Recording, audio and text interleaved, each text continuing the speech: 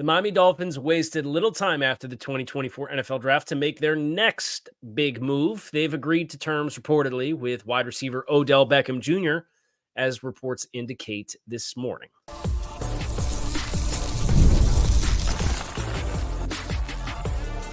You are Locked On Dolphins, your daily Miami Dolphins podcast, part of the Locked On Podcast Network, your team every day.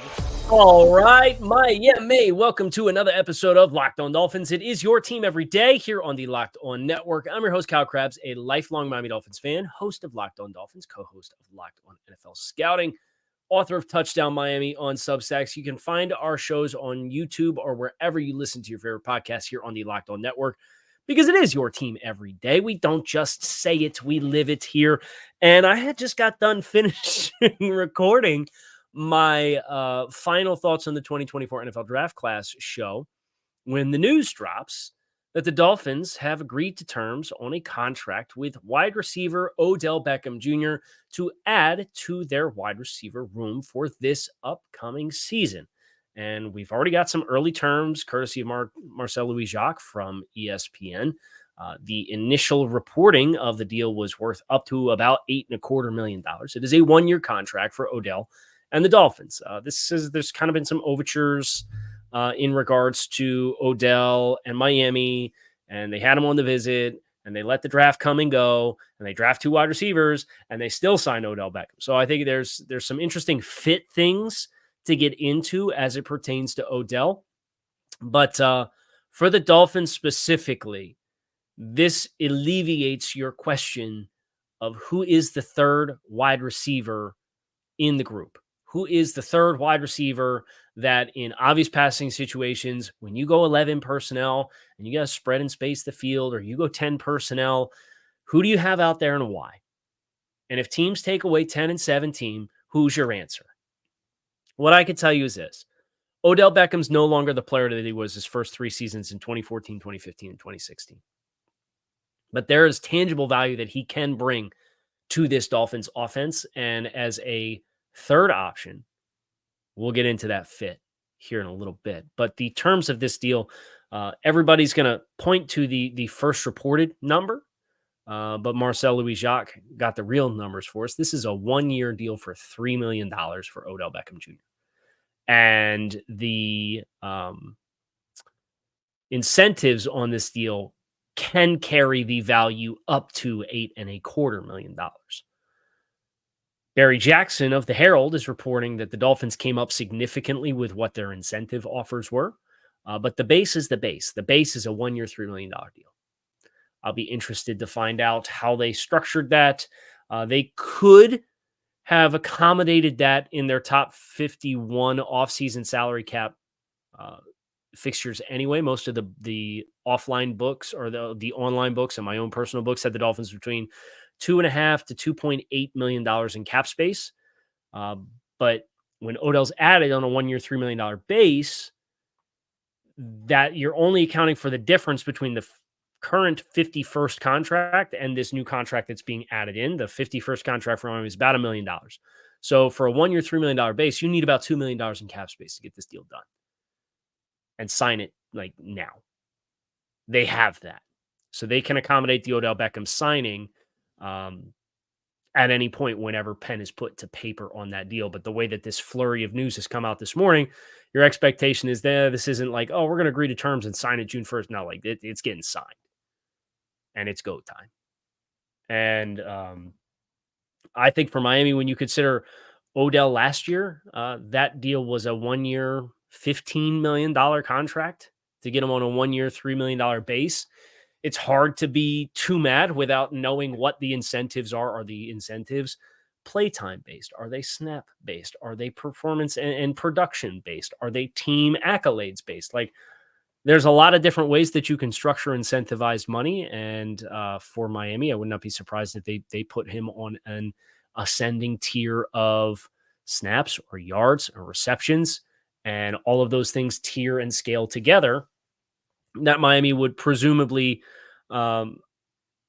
be willing to have baked into what their in-season 2024 season operating cap budget is. I've kind of been working with the school of thought that you might want to keep about $10 million of the cap space after the Xavier Howard money opens up. And if you get the Tua Tagovailoa contract extension done, having about $10 million in space carries you with the practice squad. It carries you with if there's injuries and you need to sign veterans and bring them in. And it gives you wiggle room for incentivized money. I think this is probably the biggest incentivized contract the Dolphins have given out in recent years under this iteration of the brain trust of the team. They've had incentive money. They've had game day active bonuses for up to like $1 million for Teron Armstead, right? It's for every game that you're active, you get 1/17 of $1 million, and you stack them throughout the course of the season.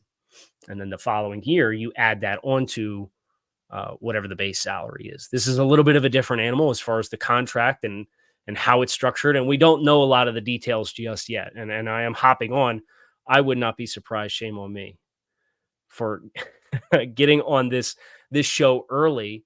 And by the time I'm done, there very well may be some additional details that are out. But I wanted to give you guys my reaction to this news as it drops as soon as possible for Miami adding Odell Beckham Jr. into the mix in what is a very, very crowded wide receiver room for the Dolphins now with the rookies, Malik Washington. I think that's a great player for Malik Washington to learn from between Tyreek Hill and Odell Beckham and Jalen Waddle. For a player who has some intriguing upside and some route running prowess and some short area agility.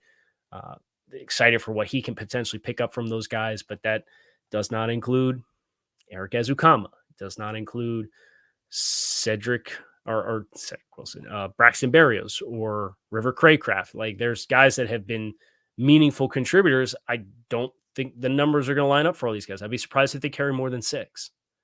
So who are the 6? We know who the top 3 are, and that's based off of the commitments to the players. That's Odell, it's Jalen Waddle, and it's Tyreek Hill. Ezukanma, Malik Washington, Braxton Berrios is probably the leaders in the clubhouse. But that training camp battle for all these wide receivers after the first 3 is going to be a movie. It's that if they do the public practices at camp, get your butts in the seats. It's going to be really fun in training camp watching these guys battle it out for roster spots for the Dolphins in 2024. Now, we're going to talk a little bit more about Odell and his fit within Miami's scheme. That is coming your way next here on Locked On Dolphins. So stick with us. It is winner take all time in the NBA and NHL, and FanDuel is giving you a shot to bring home a big win of your own. Right now, new customers get $150 in bonus bets with any winning $5 bet. That's $150 to spend on spreads, money lines, player props, and more. Visit FanDuel.com/lockedon and make every playoff shot count with FanDuel, America's #1 sportsbook. I thought the really interesting thing about the wide receivers the Dolphins went after in the draft with Malik Washington and Taj Washington was they were players that were undersized. They were predominantly slot players, got a lot of their work in the slot. And how did that build out the wide receiver room in the midst of Jalen Waddle and Tyreek Hill, where you're wondering, where do those guys get maximized the most?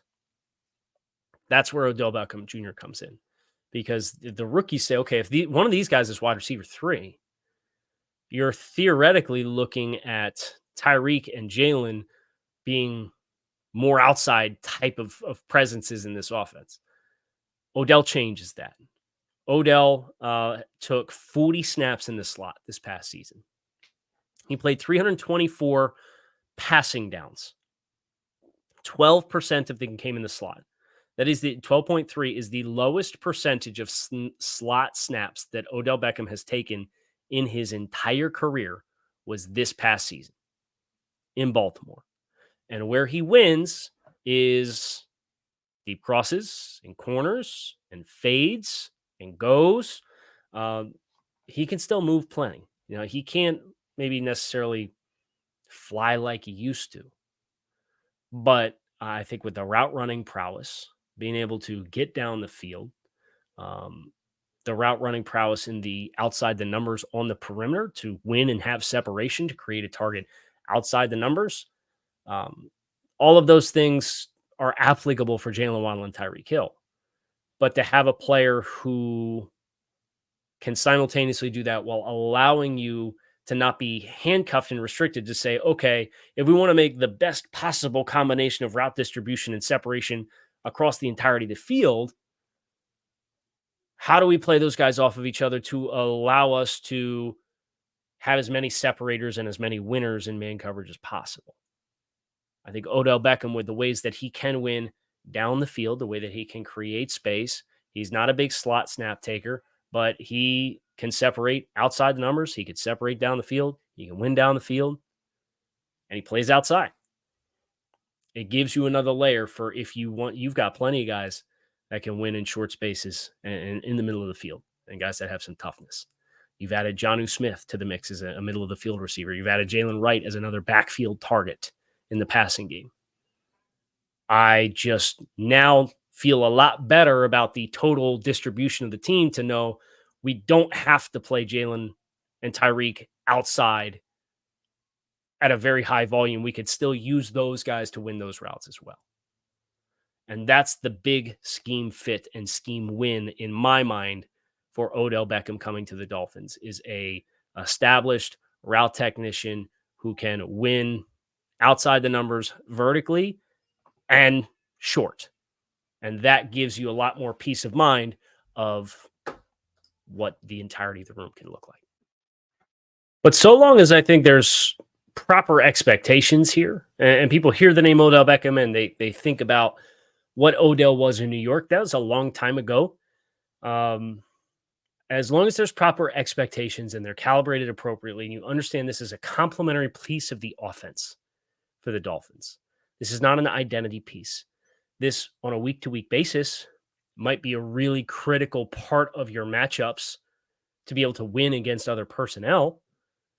But as far as a year-long forecast for Odell Beckham as a member of the Miami Dolphins, provided the health of your two-star players in Jalen Waddle and Tyreek Hill, I do kind of expect him to maybe surprise casual fans for not being a big-time volume player. And he wasn't a volume player in Baltimore, right? And they kind of needed the receiving threats. It was Zay Flowers really became the guy there for Lamar throughout the course of that season. And Odell was kind of a counterpunch off of that and showed up in some big spots. And I think that's what Miami needs, is in big spots, do you have the player that you can call their number and they have the pedigree, the experience, the skill set to be able to deliver in those big moments? And this feels like it is that for the Miami Dolphins. So as long as that's what your expectation is, expectations minus reality equals disappointment, then I think everybody should be very happy with this addition to the wide receiver room for Miami. Now, I do think there's some additional fallout here that we're going to need to kind of go over, talk about what moves happen between now and June. The rookie class, we'll get into all that. Some of that overlaps with what I had originally had scheduled for today's programming that's going to come out after this, because this is news. You want it out fast. But I'm going to have to re-record segment 3 of that show because it is in direct conflict with what we're about to go over now that the Odell Beckham signing is here. So stick with us. Doing a take a time out. Got to pause here and talk more about Monopoly Go. And I know what you're saying. Flag on the play, dude. You've preached the gospel about Monopoly Go all week long, and I get it. But there's so much fun stuff in this game that I want you to know what you're missing out on. In Monopoly Go, you can team up with your friends for timed tournaments where you get to work together and build up each other's boards. The more you win together, the more awesome prizes you can unlock, like unique stickers you could trade with friends to complete albums for big prizes, cool playing pieces that you could travel the boards with, and hilarious emojis for taunting your friends as you smash their buildings to pieces or heist their vaults. Plus, Monopoly Go feels new and exciting every day with constantly changing tournaments and challenges. There's a ton of unique mini games to play, timed events that help you win big, massive multipliers for everything you win, or rent frenzies. There's always something fun to discover in Monopoly Go, so get off the bench and go download it now for free on Google Play or the App Store. Game on. So there's going to be another shoe that has to drop here, or you're going to wait to sign probably the vast majority of your rookie class until after June 1st. Now, there's only 2 contracts in this rookie class that are going to qualify amongst the top 51 contracts that you have. And again, off-season rosters are as big as 90 players. So they only count your top 51 contracts against the salary cap until you have to cut to 53. Guys like Jalen Wright and Muhammad Kamara and Malik Washington, all the day 3 guys, their contracts do not qualify as a top 51 contract. So you could sign them and there'd be no inhibitive or no restrictive ramifications against your salary cap. You could sign Patrick Paul, and he's on the books for about $1.25 million in year 1, according to the rookie wage scale. So that you'd lose about $200,000 in cap space. Most of the resources, including what I personally have the Dolphins between 2.5 and 2.5 to $2.8 million in cap space. Odell's is probably going to cost you $2 million unless they put void years on it, which it might cost less. I don't know that I would put void years on this contract. I really didn't like what Baltimore did with void years on that contract for Odell Beckham, but Miami's kind of shown a little bit more of an appetite to do that, and they really haven't before this offseason had a lot of money that was rolled up in that regard and in that salary cap management tool.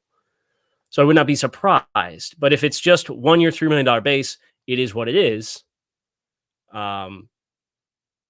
You'd lose $2 million in cap space out of the 2.5 to 2.7, which would then put you at $500,000 to $0.7 million. Then if you sign Patrick Paul, it's $200K off of that. The Chop Robinson one's probably going to have to wait until after June 1st, where Miami has a very large sum of money courtesy of Xavier Howard that frees up. And the other things that they could do, they do have a couple players that could be theoretically on the chopping block. A guy like Jeff Wilson, guy like Duke Riley. They signed Cam Brown as a special teams linebacker. He's about 1/3 of the cost of Duke Riley. Do they take that into account and facilitate some space that way?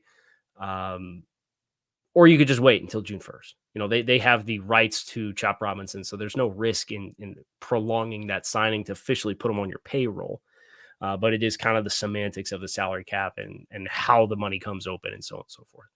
So they're either going to have a corresponding roster move if they want to sign anyone else to any contract of any meaningful or substantial dollar amount, or they're going to wait for Chop Robinson and probably some of the other rookie class, although it wouldn't be super prohibitive for anybody other than Patrick Paul and Chop Robinson to be added to the ranks until after that Xavier Howard money frees up post June 1st, unless they get the Tua Tagovailoa contract extension done in the meantime, because that could theoretically clear up $10 to $12 million itself. So there's a lot of dominoes that could theoretically fall. And there's a lot of work that now that the draft is done, Chris Greer said as much in the pre-draft press conference. When we're focused on the draft right now, and when the draft is done, we will then shift our focus towards contract negotiations, more so shift our focus to contract negotiations and so on and so forth. This is the first example of that. I would not be surprised if there is more along the way and sooner rather than later. But not a lot of unrestricted free agent signings unless there is a contract extension or there is a player cut that would free up the space to allow it to happen, because now they're really up against the ceiling. With the rookie class yet to be signed, but 6 out of those 7 guys combined would only cost you $200,000 against the cap. So it's kind of wait and see on what the next shoe is that drops. They've made their overtures here for a while. This has kind of been a dance. Will they, won't they? Well, they did. And I think a 1 year, $3 million base is a very easily digestible dollar amount for Miami, and the incentives. I'd expect the ceiling of this is maybe unlikely to be reached with the expected role that I have for Odell in the offense. But I like that this gives you, again, that extra pitch in the passing game. The 11 personnel group was kind of sorely lacking. And who the third option was. And the teams that had the personnel to line up and bracket and take away your two best players relied on their ancillary players to be better than your ancillary players, and they were right. Well, I think Odell Beckham can help to change that. And that's why I think this move, in spite of any questions that we may have about how much is left in the tank, is the right kind of move because your expectations are in the right place. And the dollars line up and show that as well. That's going to do it for this episode of Locked On Dolphins. It is your team every day. I appreciate you guys checking out the show. We have another show coming later today. This was not a scheduled show today. We had a scheduled show that is done and now needs to have segment 3 re-recorded to adjust what we talked about because the Odell Beckham changing signs it. So at the very least, I'm glad that this news dropped before that show ran, because then the comments in YouTube would say, hey, Odell Beckham blows this entire thing up. And I'd be like, you're right. But the show ran 15 minutes before Odell signed. So Odell Beckham agreeing to terms with the Dolphins. That is the news today on Friday, May 3rd. You can keep it locked in right here on Locked On Dolphins. It is your team every day. Fins up. I'll be back to talk to y'all again soon.